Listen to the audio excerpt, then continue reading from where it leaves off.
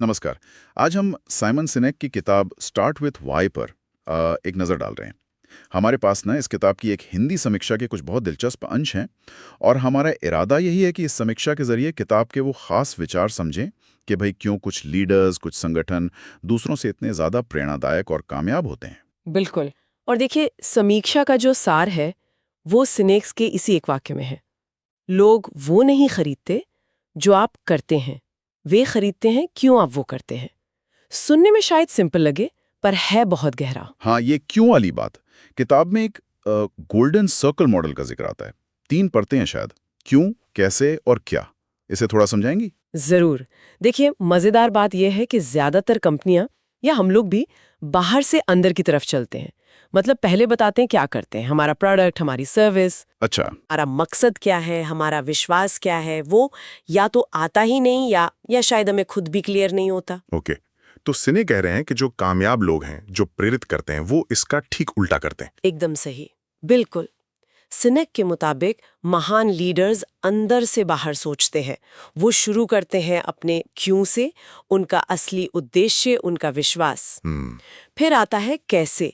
वो कौन से सिद्धांत हैं, कौन से तरीके हैं जिनसे वो अपने क्यों को अमल में लाते हैं।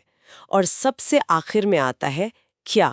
उनके प्रोडक्ट्स या सर्विसेज वो बस उनके क्यों का एक सबूत होते हैं। ये तो सोचने का बिल्कुल ही अलग तरीका है। समीक्षा में एप्पल का उदाहरण था, है ना। वो कैसे फिट होता है यहाँ। हाँ, एप्पल का उदाहरण बिल्कुल सटीक बैठता है। उनका क्यों वो सिर्फ टेक्नोलॉजी बेचना नहीं है। उनका क्यों है, हम जो भी करते हैं उसमें यथास्थिति को चुनौती देना है। हम अलग सोचते हैं। अच्छा, उनका कैसे है खूबसूरत डिजाइन वाले सिंपल यूजर फ्रेंडली प्रोडक्ट्स बनाना।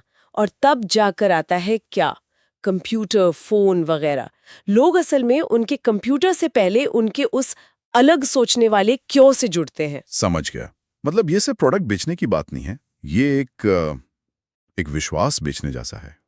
और यहीं से वो प्रेरणा बनाम हेरफेर वाली बात आती है, जिसका जिक्र समीक्षा में भी है। हाँ, ये बहुत बहुत ज़रूरी पॉइंट है। कई कंपनियां क्या करती हैं, सेल्स बढ़ाने के लिए डिस्काउंट देती हैं, प्रमोशन करती हैं, कभी-कभी डर का इस्तेमाल करती हैं या पीयर प्रेशर का।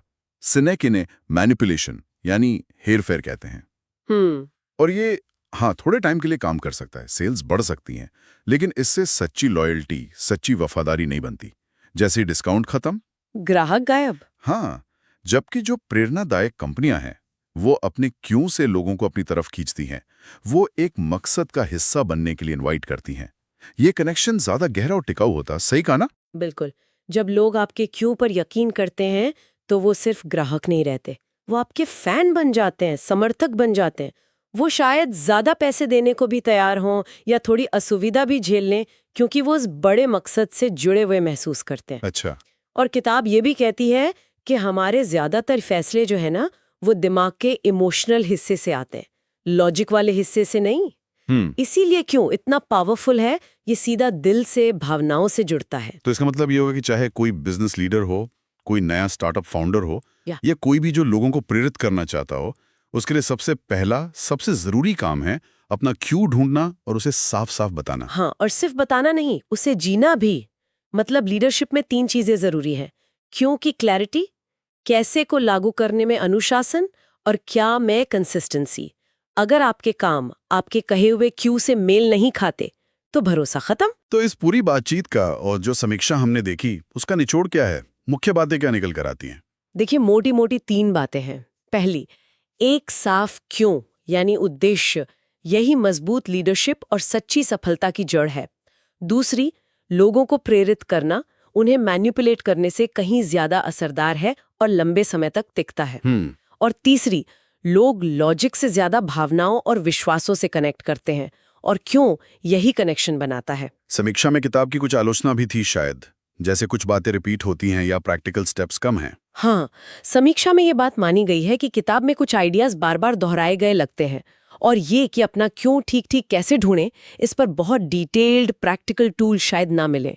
लेकिन इसके बावजूद समीक्षा का फाइनल वर्डिक्ट यही है कि किताब का जो मूल संदेश है, क्यों से शुरू करने का महत्व, वो बहुत ही ज्यादा शक्तिशाली और जरूरी है।